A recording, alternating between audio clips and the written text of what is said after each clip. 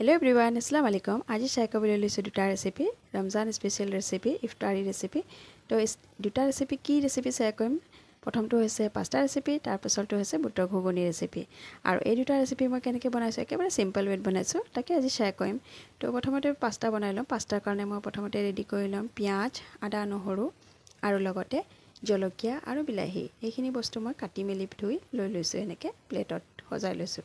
এতিয়া গেছত বহাম কেৰাহীটো গৰম হোৱাৰ লগে লগে ইয়াতে দি দিম তেল দি লৈছোঁ, ৰিফাইন তেল। আৰু তেলখিনি দিয়াৰ পাছত তেলখিনি গৰম হ'বলৈ দিম। তেল ইমান দিয়া নাই, একদম ইফতাৰী সময়ত বেছি তেলুৱা বস্তু খালে গাটো বেয়া লাগে, সেইকাৰণে কম তেলত বনাবলৈ চেষ্টা কৰিছোঁ।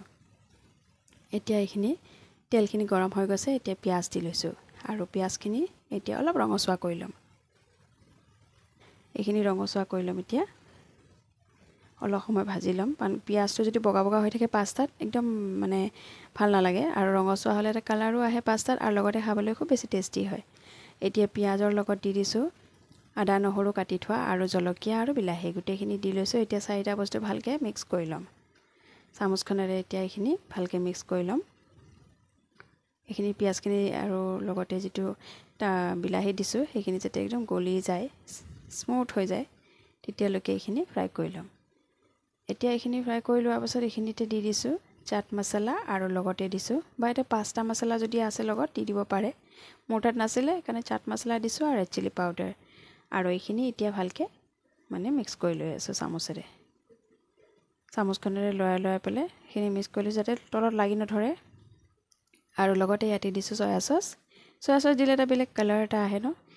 আৰু লগতে টমেট' চচ, বিলাহী যিহেতু দিছোঁ সেইকাৰণে অলপমান টমেট' চচ ব্যৱহাৰ কৰিছোঁ। টমেট' চচ দিলে কি হয়, বস্তুটো একদম হেৰি টাইপ হয় আৰু জুচি টাইপ হয়।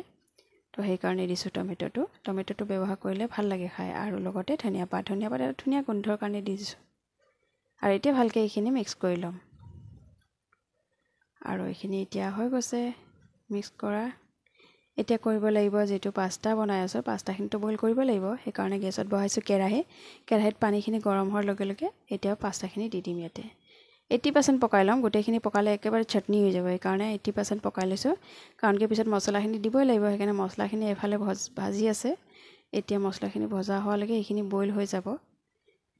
বইল কৰি পেলাই অলপ সময় ৰ'ব লাগে, কাৰণ যদি আপুনি পানীয়ে দি দিয়ে তো বেয়া, সেইকাৰণে এইখিনি বইল কৰি পেলাই জিৰ কৰি লৈছোঁ পানীখিনি। আৰু পানীখিনি জিৰ হোৱাৰ পাছত ইয়াৰ মছলাখিনি এড কৰি দিছোঁ। এতিয়া ভালদৰে চামুচখনেৰে লৰাই ল'ম, ওপৰ তল কৰি পেলাই লৰাই ল'ম, যাতে ইয়াৰ যিটো কালাৰ আছে ধুনীয়া কালাৰটো লাগি যায়।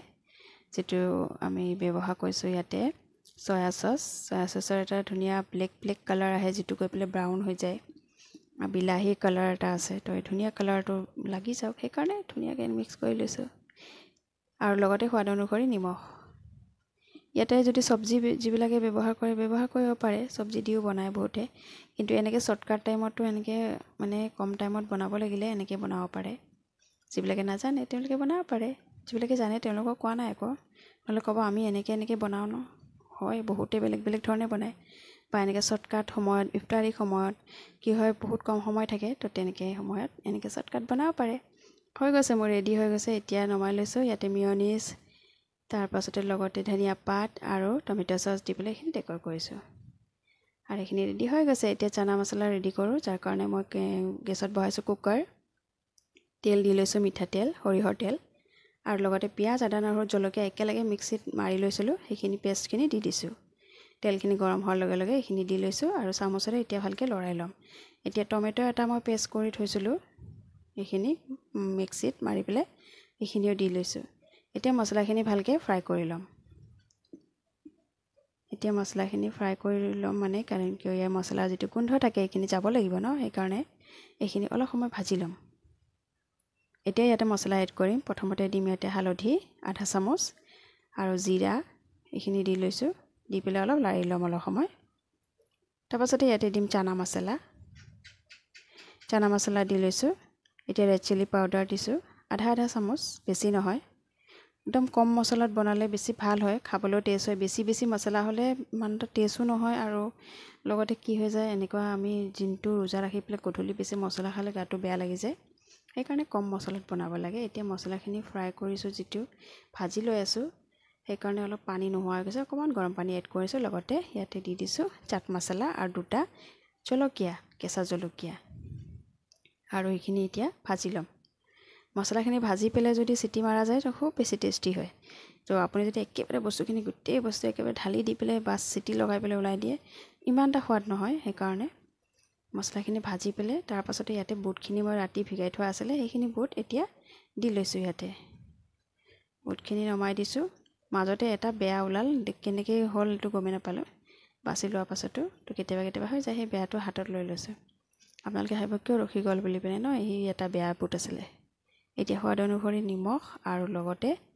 এইখিনি এতিয়া ভাজি ল'ম অলপ সময় ভাজি লৈ পেলাই ইয়াতে পানী এড কৰিম এইটো একদম লাগু টাইপ হৈ গৈছে আৰু তলত লাগি ধৰিব সেইকাৰণে ইয়াতে পানী এড কৰি দিব লাগিব পানী এড কৰাৰ আগতে ইয়াতে এটা মছলা এড কৰি আছোঁ যিটো হৈছে এইটো মছলাটো অলপ বেলেগ টাইপৰ মছলা হয় ঘৰত বনোৱা মছলা তো এইটো চানা মছলা বুলিয়ে ক'ব পাৰি ঘৰুৱা তো এতিয়া ইয়াতে গৰম পানী দি লৈছোঁ আৰু এইখিনি ভালকৈ মিক্স কৰি লৈছোঁ এইখিনি মিক্স কৰি লৈ এতিয়া এইখিনিত চিটি লগাই ল'ম তো এইখিনি এতিয়া ওপৰত লাগি থকা মছলাখিনি নমাই দিছোঁ আৰু এইখিনিত এতিয়া ঢাকনখন লগাই পেলাই 3 চিটি লগাই ল'ম যাতে একদম মানে নৰম হৈ যায় আৰু একদম গলি যায় তেনেকৈ কৰিবৰ কাৰণে এইখিনি চিটি লগাই লৈছোঁ বাছ এতিয়া হৈয়ে গ'ল বাছ এতিয়া অলপ সময় মানে এইখিনি এনেকৈ চামুচেৰে লৰাই পেলাই এইখিনিক ভাজি ল'ম যাতে গ্ৰেভি একদম অলপ ডাঠ হৈ আহে আৰু এনেকৈ খাব খুব বেছি টেষ্টি হয় এনেকৈ ডাইৰেক্ট চিটিটো খুলি পেলাই ডাইৰেক্ট ওলাই ল'লে বস্তুটো ইমান সোৱাদ নহয় সেইকাৰণে মই অলপ সময় ভাজি লওঁ মানে এইখিনি গ্ৰেভিটো অলপ কম কৰি লওঁ তেতিয়া ভাল লাগে খাই আৰু এতিয়া এইখিনি ভাজি লৈছোঁ ৰেডি হৈ গ'ল মই প্লেটত ওলাই লৈছোঁ এতিয়া যিটো ইফতাৰী সময় চব পটাপট ৰেডি কৰা সময় হৈ গৈছে সেইকাৰণে চব ওলাই লৈছোঁ প্লেটে আৰু ওপৰে ডেক'ৰ কৰি দিছোঁ পিঁয়াজ জলকীয়া ধনিয়া পাতেৰে আৰু এইটোও ৰেডি হৈ গ'ল এইটোতো ইয়াৰ আগতেই বনাই লৈছিলোঁ তো এয়া আছিলে আজি মোৰ ইফতাৰী ৰেচিপি পাস্তা চানা মছলা বা বুটৰ ঘুগুনি বুলি ক'ব পাৰি বুটৰ ঘুগুনিৰ লগত মই লৈ লৈছোঁ ৰুটি তো ৰেচিপি চাই ভাল লাগিলে লাইক শ্বেয়াৰ এণ্ড ছাবস্ক্ৰাইব কৰিবা যিবিলাকে নাজানে যিবিলাকে অকলে থাকে তেওঁলোকে চাই পেলাই বনাব পাৰে দেই তো নেক্সট ভিডিঅ'ত লগ পাম বাই